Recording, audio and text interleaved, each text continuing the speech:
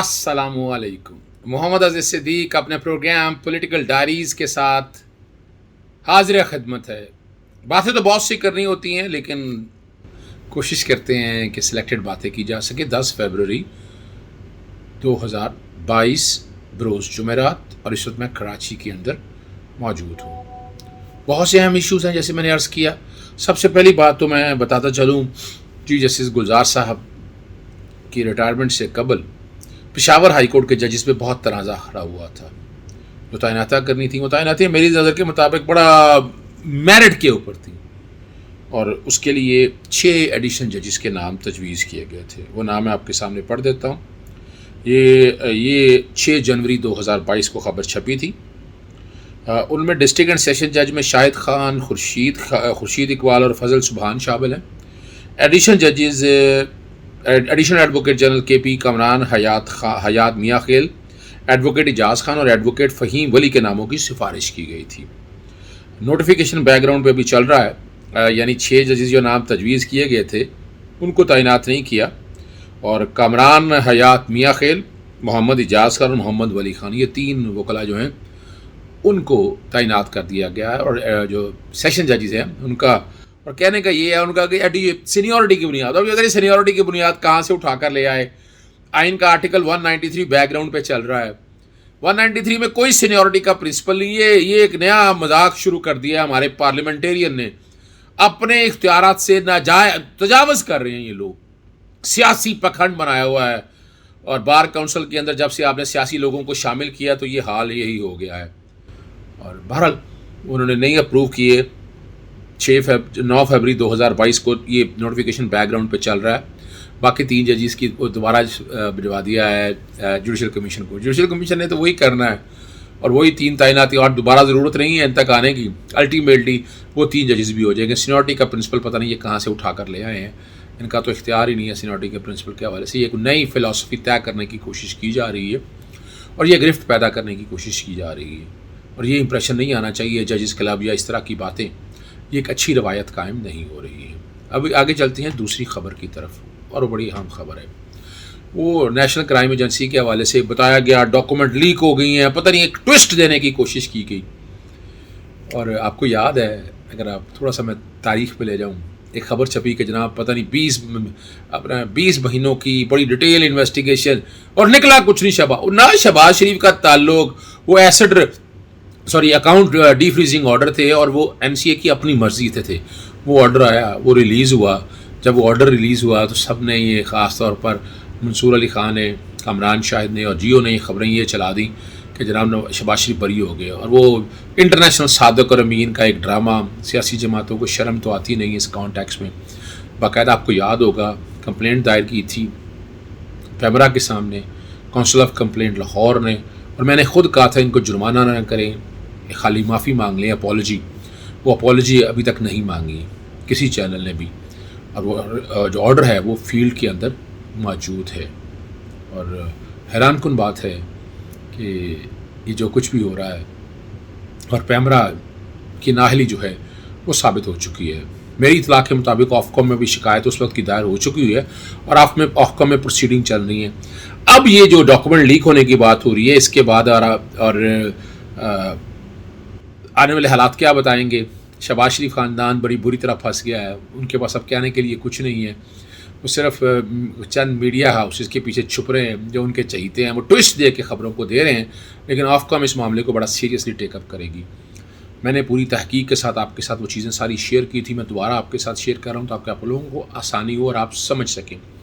मैंने इस सिलसिले में, चूँकि डॉक्यूमेंट्स मेरे पास नहीं है, हमारे दोस्त हैं उनके पास वो डॉक्यूमेंट्स काफ़ी चीज़ें मौजूद हैं, और इल्ज़ाम ये लगाया गया कि जनाब एसेट रिकवरी यूनिट ने कोई इन्वेस्टिगेशन के कॉन्टेक्स्ट में आना था। एसेट रिकवरी यूनिट से सिर्फ ये पूछा गया था कि कुछ चीज़ों के कॉन्टेक्स्ट में जवाब दिया कि इन लोगों के ख़िलाफ़ जो है ना करप्शन, और जो करप्शन पाकिस्तान के अंदर हुई है उसका बाहर से कोई ताल्लुक़ नहीं है। बाहर उन्होंने जो कुछ किया है वो तफसीलात अभी हम अमजद चौधरी साहब के साथ लेके जाएंगे, लेकिन चंद मीडिया हाउसेस ने इसको ट्विस्ट देने की और वही गॉड फादर सीरियल माफिया को फेवर देने की कोशिश की गई है। ये होना नहीं चाहिए, बहरहाल ये हो रहा है। और नेशनल क्राइम एजेंसी ने कोई शहबाज शरीफ को बरी नहीं किया। सलमान शहबाज और अहमद के जो अकाउंट थे जो फ्रीज़ हुए थे उसे डी फ्रीज़ कर दिया था। That's all. इसके अलावा और कोई बात नहीं है। क्यों हम बात गलत करते हैं, क्यों हालात और वाकयात से हम चीज़ों को पहलू तय करने की कोशिश करते हैं, इस बात की तो इजाज़त नहीं दी जा सकती ना। और ये झूठ जो है ना, ये अब ये सारा कुछ सामने आ चुका है, ये सारा कुछ सामने आ चुका है। और ये क्या चाहते हैं, क्या करना है, चलते हैं अमजद चौधरी साहब की तरफ। अमजद चौधरी साहब से पहला सवाल जो हम करेंगे, हम पूछेंगे ये असल केस है क्या, सलमान शहबाज या शहबाज शरीफ का इस केस से क्या ताल्लुक है। जी अमजद चौधरी साहब। तो सदीक साहब, आपका जो पहला सवाल था कि सलमान शहबाज और शहबाज शरीफ की जो एनसीए ने इंक्वायरी की थी उसकी जो रिपोर्ट रिलीज होनी थी, क्या वो हो गई है? तो अभी तक जब मैं ये वीलॉग कर रहा हूँ, अभी तक तो वो रिपोर्ट जो है वो रिलीज नहीं हुई, क्योंकि कुछ सोशल मीडिया के ऊपर कुछ इतलात थी कि जी वो रिपोर्ट जो है वो सामने आ गई है। कुछ एक आधे जर्नलिस्ट ने जो है उसके ऊपर ट्वीट भी किया है। लेकिन कल शाम को 5 बजे हाई कोर्ट ने ये हुक्म सादर किया था कि इस रिपोर्ट को जो है, जो तकरीबन 500 से 700 सफ़ों के दरमियान है, उसको रिलीज़ किया जाए, क्योंकि इससे पहले मजिस्ट्रेट कोर्ट ने भी ऑर्डर किया था। लेकिन सलमान शहबाज और शहबाज शरीफ जो हैं वो हाई कोर्ट के दरवाजे तक पहुंच गए थे, लेकिन हाई कोर्ट ने भी उनकी इस्तदा जो है वो नहीं सुनी। और ये रिपोर्ट जो है आने वाले कुछ घंटों के अंदर रिलीज हो जाएगी। हमारे तक कब पहुंचती है वो हम आपको बाद में बताएंगे। लेकिन इस रिपोर्ट को रुकवाने में जितनी मेहनत शहबाज शरीफ कैंप ने की है, शायद ही किसी ने की होगी। यहाँ तक कि कुछ ऐसे जर्नलिस्ट भी इसमें मौजूद हैं जो वहाँ पे जाके ये इस्तदा करते रहे हैं कि जी उनकी शायद जानों को ख़तरा होगा, या और मामलात उन्होंने ऐसे किए कि इस रिपोर्ट को शाया ना किया जाए। सलमान शहबाज और उनके जो दोस्त हैं उनकी प्ली ये थी कि जी इसमें हमारे पर्सनल क्वाइफ हैं, हमारी पर्सनल इंफॉर्मेशन है, तो लिहाजा इसको रिलीज़ ना किया जाए। पहले सवाल का जवाब तो आपका ये है। जी अमजद साहब से दूसरा सवाल जो हम ख़ास तौर पर वो पूछ रहे हैं कि ये जो डॉक्यूमेंट हैं लीक करने के कॉन्टेक्स्ट में ये क्या कुछ हो रहा है, क्या बातें हैं सारी, क्या ये छुपना क्यों चाह रहे हैं, क्या वजह है, और उस डॉक्यूमेंट में क्या ऐसी चीज़ है। सर, आपका दूसरा सवाल ये था कि ऐसी कौन सी चीज़ है इन डॉक्यूमेंट्स के अंदर या इस केस के अंदर जिसके लिए शहबाज शरीफ और सलमान शहबाज जो हैं वो हाई कोर्ट तक इसको रुकवाने के लिए पहुंच गए। तो सर इसका अभी तक जो मुकम्मल जवाब है वो तो पेपर आने पर ही रिलीज होगा।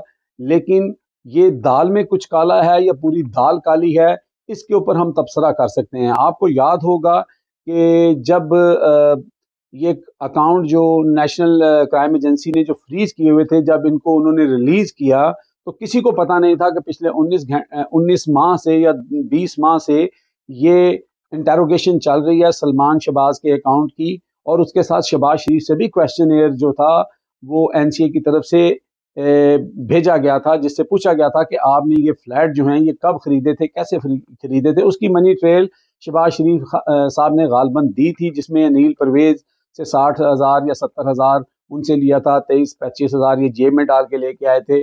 और उसकी फिर सारा बताया कि बाकले में पहले मेरा अकाउंट था, वहां से मॉर्गी देता रहा, फिर मेरा अकाउंट जो है वो हबीब बैंक में चला गया, वहां से देता रहा, फिर अकाउंट खत्म हो गया। अब जब बेचने पे आए तो उन्होंने जब ये बेचा तो चूंकि उनका अपना अकाउंट नहीं था, तो उन्होंने अपने वकील के जरिए कहा कि जी इसको एक एफिडेविट दिया कि इसको मेरे बेटे सलमान के अकाउंट में ये पैसे डाल दिए जाए। उसके ऊपर यहाँ पर जो वॉच डॉग है यहाँ पे उन्होंने इसको अकाउंट को जो है वो नोटिफाई किया कि इतनी बड़ी रकम कहाँ से आई। तो फिर ये इंटेरोगेशन शुरू हुई, जबकि मुस्लिम लीग नून के प्रो जो मीडिया हाउसेस थे उन्होंने ये बयानिया बनाना शुरू कर दिया था कि ये केस जो है ये शहजाद अकबर की तरफ से दायर किया गया था। अब इसी चीज की बेसिकली जंग थी। लेकिन जब ये फैसला आया उसके बाद 7 सफ़ों का फैसला जो है एक टीवी चैनल के रिपोर्टर ने यहाँ से वो रिपोर्ट किया, और जिसमें यही बताया गया कि शहबाज शरीफ को जो है वो बरियत हो गई, बरी-जुमा हो गए, उन पे करप्शन साबित नहीं हुई, 20 साल का उनका हिसाब लिया गया, ये किया गया, वो किया गया। लेकिन इसका मुकम्मल फैसला जो है वो नहीं आया था। यहाँ पे ही उस रिपोर्टर की तरफ से या उस न्यूज़ मीडिया हाउस की तरफ से गलती की गई, जिसकी प्ली के ऊपर अब जो है हमारा जो एसिड रिकवरी यूनिट है उन्होंने जाके यहाँ की कोर्ट के अंदर, मजिस्ट्रेट कोर्ट के अंदर ये इस्तदा की कि जनाब 7 सफ़ों के ऊपर अपना बयानिया बनाकर इस चीज़ को जो है वो शाया कर दिया गया, और पाकिस्तानी गवर्नमेंट को ग्रिल किया गया, उनको बताया गया कि ये शायद उनकी तरफ से इन्वेस्टिगेशन कराई गई थी, तो लिहाजा अब बाकी सफ़ात जो हैं उनको भी रिलीज़ किया जाए। जो उनकी इस्तदा मान ली गई मजिस्ट्रेट कोर्ट से, लेकिन उन्होंने NCA ने ये पेपर जो हैं वो रिलीज़ नहीं किए, क्योंकि दूसरी तरफ से मियाँ शहबाज शरीफ, सलमान और दीगर लोग जो हैं वो उनके साथ पूरी तरह बार्गेन में मसरूफ़ थे। अभी तक भी वो बार्गेन में मसरूफ़ थे, लेकिन कल शाम को हाई कोर्ट ने दोबारा जो है इसका ये डिसीजन देते हुए कहा कि नहीं जी, इन पेपर्स को आप रिकवरी यूनिट के हवाले करें। तो अभी कुछ देर में ये ऊँट किस करवट बैठता है वो सामने आ जाएगा। एक रिपोर्टर जो इस इन्वेस्टिगेशन में शामिल रहे हैं, उन्होंने जो रिपोर्ट किया है उसके अंदर उन्होंने अपनी जो मर्जी के पॉइंट्स थे, क्योंकि ये अगर 500 या 700 सफ़ों की रिपोर्ट है तो इसमें बहुत सारी ऐसी चीज़ें मौजूद होंगी कि जो मियाँ शहबाज शरीफ और सलमान शहबाज के खिलाफ जाती हैं। अदरवाइज यहाँ पे कोई ऐसा रीज़न नहीं बनता कि अगर आप मुझे एक बात बताएं कि अगर ये शहजाद अकबर ने करवाया था, तो जब फैसला आ गया, मुख्तसर फैसला आ गया और उसके अंदर ये आया कि जनाब आपके अकाउंट जो हैं वो अनफ्रीज किए जाते हैं, आप अपने पैसे यूज़ कर सकते हैं, ये सिर्फ अकाउंट फ्रीज करने का केस था। लेकिन साथ ये बयानिया बनाया गया कि जी ये शहजाद अकबर ने किया है, इमरान खान की गवर्नमेंट ने ये करवाया, ये सारा कुछ किया गया। तो अब जब आपको तो वो पेपर पहले दिन रिलीज करने चाहिए थे, आपको तो ये सारे डॉक्यूमेंट जो हैं वो कहना चाहिए कि फौरन रिलीज करें जी, ये पब्लिक करें, ताकि आप सुरखरू हों और बताएं कि PTI की गवर्नमेंट और इमरान खान की गवर्नमेंट जो है वो आपके खिलाफ किस तरह झूठे केस बना रही है। लेकिन उल्टा यहाँ पर वो कहते हैं उल्टा चोर कतवाल को डांटे, यहाँ पर उल्टा हिसाब चल रहा है। यहाँ पर मजिस्ट्रेट की मिन्नतें की गई, जब मजिस्ट्रेट कोर्ट ने ऑर्डर किया कि नहीं आप ये पेपर रिलीज करें, तो फिर हाई कोर्ट का दरवाजा खटखटाया गया और वहां से भी उनको यही मैसेज मिला। अब आप खुद दो और दो चार कर लें कि ऐसी कौन सी वजूहात हैं, ऐसी कौन सी बातें हैं जो इस रिपोर्ट के अंदर आ चुकी हैं, जिसको हाउस ऑफ शरीफ जो है वो किसी सूरत में भी सामने नहीं आने देना चाहता। इस वक्त जैसे कि मुस्लिम लीग नून की आदत है कि वो मिठाइयाँ पहले शुरू में खा लेते हैं, और ये लगता है कि ये मिठाइयाँ इनको हजम होने वाली नहीं हैं, क्योंकि जब कंप्लीट रिपोर्ट आएगी उसमें कुछ ना कुछ ऐसा ज़रूर है जिनकी पर्दादारी है, जिसकी वजह से इतनी परेशानी है। और दूसरी तरफ अगर आप इस बात का अंदाज़ा लगाएं कि ऊपर से जो पाकिस्तानी डिपार्टमेंट है, जो एसेट रिकवरी यूनिट है, वो वहाँ पे एप्लीकेशन दे रहा है कि जी आप इस रिपोर्ट को रिलीज़ करें। अगर पाकिस्तानी इस डिपार्टमेंट की कोई मिली भगत होती, कोई इसमें गड़बड़ होती या इन्होंने दो नंबरी की होती, तो ये जाके क्यों कहें कि रिपोर्ट जो है वो निकालें। ये तो शहबाज शरीफ कैंप्स को कहना चाहिए था, लेकिन वो उसको छुपाने की कोशिश कर रहे हैं। तो ये तो बड़ा साफ और ऑब्वियस है कि पर्दादारी तो है, वो थोड़ी देर में आपको पता लग जाएगा। जी हम जो साहब, आखिरी सवाल आपसे ये है कि इससे कुछ मीडिया उसको जो ट्विस्ट देने की बातें हो रही हैं उसे क्या नुकसान हो रहा है? क्या आपको फंस जाना है इन लोगों ने? क्या डरे क्यों, डर और खौफ क्यों है, जरा वो बताइएगा। आपका तीसरा सवाल ये था कि एसिड रिकवरी यूनिट को जब ये रिपोर्ट मिल जाएगी या मिल चुकी है, तो क्या एसिड रिकवरी यूनिट जो है उस मीडिया हाउस या उस रिपोर्टर या जिन लोगों ने इसको मिस रिपोर्ट किया है उनके खिलाफ ऑफ कॉम में जाएगी कि नहीं जाएगी? तो यही तो इस्तदा की है एसिड रिकवरी यूनिट ने कि हमें, हमारी गवर्नमेंट को और हमें जो है वो डिफेम करने की कोशिश की गई है, हम पे गलत इल्ज़ाम लगाया गया है कि ये रिपोर्ट जो है वो हमारी तरफ से थी और इसलिए हमें ये डॉक्यूमेंट्स दिए जाएं, क्योंकि ये डॉक्यूमेंट्स ऑलरेडी पब्लिक डोमेन में आ चुके हैं। 7 सफ़ों को जो है एक मीडिया हाउस ने शहबाज शरीफ और सलमान शहबाज की गुडविल में उसको गुड जेस्चर में उसको बनाकर पेश किया है कि ये सुरखरू हो चुके हैं, ये बिल्कुल ईमानदार हैं, इन पे कोई बेईमानी साबित नहीं हुई, तो लिहाजा पूरी रिपोर्ट को जो है वो हमारे हवाले किया जाए। उसमें कोर्ट ने ये ऑर्डर ज़रूर किया है कि इनकी पर्सनल इंफॉर्मेशन को छुपा के बाकी तमाम इंफॉर्मेशन जो है वो एसिड रिकवरी यूनिट के हवाले की जाए। तो लाजमी सी बात है कि जो जब भी ये रिपोर्ट आ जाएगी, कंप्लीट रिपोर्ट आ जाएगी, और जब साबित हो जाएगा कि जैसे कहा गया कि पाकिस्तान ने ये केस करवाया था, अगर ये झूठ साबित होता है तो उस मीडिया हाउस के ऊपर और रिपोर्टर्स जो हैं उनके ऊपर ज़रूर केस दायर किया जाएगा। दूसरी यहाँ पे अहम बात यह है कि एसिड रिकवरी यूनिट इन्वॉल्व कैसे हुआ। तो यहाँ का कानून ये है कि जब किसी अकाउंट के ऊपर जो है वो वॉच डॉग लगता है या किसी अकाउंट को जो है वो खंगाला जाता है, तो उसके फिर तमाम जो लिंक्स हैं उनको देखा जाता है। जब वहाँ पर लिंक डेवलप हुआ कि ये पैसा पाकिस्तान से भी आया है या जो जिनकी इंक्वायरी हो रही है वो लोग पाकिस्तानी हैं, तो उसके बारे में फिर यहाँ जो नेशनल क्राइम एजेंसी थी उन्होंने पाकिस्तान को लिखा कि बताएं कि ये लोग कौन हैं। उसको गनीमत जानते हुए शायद शहजाद अकबर साहब ने और एसिड रिकवरी यूनिट ने ये समझा कि अब बहुत ज़्यादा हमारे पास ये तो मौका आ गया कि शहबाज शरीफ के खिलाफ इंक्वायरी खुद ब खुद शुरू हो गई है, तो क्यों ना हम इनके सारे सबूत दें। तो उन्होंने इनकी ईची बीची जो थी, जो भी इनके वहाँ पे कारनामे थे, वो सारे इनको दे दिए। अब ये 19-20 जो माह लगे, उसके अंदर ये सारी इन्वेस्टिगेशन उन्होंने उन चीज़ों की, लेकिन होता ये है कि ये सिर्फ उस चीज़ को जो है वो अहमियत देते हैं जो इनकी ज़मीन के ऊपर जो चीज़ क्राइम हुआ है या मिसकंडक्ट हुआ है, उसको यहाँ पे देखा जाता है। तो लगता यही है कि जब शहबाज शरीफ और सलमान का तो इसमें इस तरह लेना देना कुछ नहीं था, मकान शहबाज शरीफ साहब का था, उनके हुक्म के ऊपर पैसे इनके अकाउंट में आए। तो जब शहबाज शरीफ ने वो तमाम इंक्वायरी के अंदर जो है वो तमाम रसीदें दे दी और सारा कुछ दे दिया, और उसके बाद जो है जो पैसे जो हैं वो ट्रांसफ़र किए गए सलमान के अकाउंट में। लेकिन जो रिलेटेड चीज़ें जो भेजी गई थी पाकिस्तानी गवर्नमेंट या डिपार्टमेंट की तरफ से, जिसमें करप्शन के वाक़यात थे, सारे मामलात थे, उनको ऑब्जर्वेशन ज़रूर की, और हो सकता है कि उसके ऊपर ऐसे रिमार्क्स दिए गए हों इस जो स्क्रूटनी कमेटी थी कि जो शहबाज शरीफ फैमिली के लिए अच्छे ना हों, जिससे उनके पॉलिटिकल नैरेटिव को नुकसान पहुंचता होगा। यही वजह हो सकती है कि शहबाज शरीफ फैमिली इसको रुकाने की पूरी सरतोड़ कोशिश कर रहे थे। लेकिन एनसीए के डिपार्टमेंट को अगर कोई ऐसी बेज़ाब्तियाँ नज़र भी आई होंगी जो कि पाकिस्तान में हुई, जिन पैसों का या जिन फ्रॉड का जिक्र पाकिस्तान से आया था, तो उन्होंने उसको इसलिए अहमियत नहीं दी। अगर वो कोर्ट में लेके जाते तो कोर्ट वो चीज़ इनके मुंह पे दे मारती। वो कहते ये उनके मुल्क का मसला है, आप यहाँ पे क्यों छेड़ रहे हैं, आप ये बताएं कि आपके मुल्क के अंदर कोई बेज़ाब्ती हुई है कि नहीं हुई है। यही वजह थी कि ये सेटलमेंट हो गई और उनका जो अकाउंट फ्रीज किया गया था उसको रिलीज कर दिया गया। अगर उसमें कोई बेज़ाब्तियाँ मिलती तो फिर हो सकता है कि सलमान शहबाज को चार्ज किया जाता, फिर कोर्ट में केस चलता।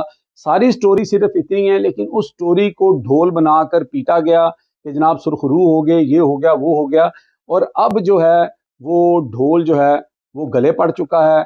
अब कोशिश की जा रही है कि ये ढोल मजीद ना बजे, लेकिन ये ढोल लगता है कि ठीक ठाक बजेगा, बल्कि ये ढोल फटेगा। ओवर टू अजहर सिद्दीक साहब। जी, आपने बड़ी डिटेल में बातें सुन रही हैं। नेशनल क्राइम एजेंसी ये कहना कि शहबाज शरीफ के अगेंस्ट कुछ नहीं मिला, काम खत्म हो, कोई कोर्ट ऑर्डर नहीं है, ये चैलेंज कर रहा हूं, कोई कोर्ट ऑर्डर नहीं है। और किसने कह दिया? अभी तक नेशनल क्राइम एजेंसी की तरफ से ऑफिशियल कोई स्टेटमेंट आई है? जो डॉक्यूमेंट देखे पसंद ना पसंद से अपनी मर्जी से कुछ चीजें निकाल कर कहना, ये बददियानती है। और इस पर ऑफकॉम जो है ना वो तहकीकात मेरी नजर के मुताबिक कर रही है, और नेशनल क्राइम एजेंसी शरीफ खानदान के जो क्राइम है ना, फाइनेंशियल क्राइम है, बहुत करीब पहुंच चुकी है। और आने वाले दिनों में बहुत सिर्फ एक इंक्वायरी नहीं, बहुत सी इंक्वायरियाँ चल रही हैं, बड़ी डिटेल और डेप्थ में इंक्वायरियाँ चल रही हैं। वो सारी चीज़ें आपके सामने आकर आ ही जानी है। सच क्या है वो सच सामने आ जाना। ये जो बेवकूफ़ बनाया जाता है ना कौम को, ये बताकर एक ट्विस्ट देने की चीज़ें, इसकी इजाज़त नहीं होनी चाहिए। इजाज़त चाहूँगा। अस्सलाम वालेकुम, अल्लाह हाफिज़, पाकिस्तान जिंदाबाद।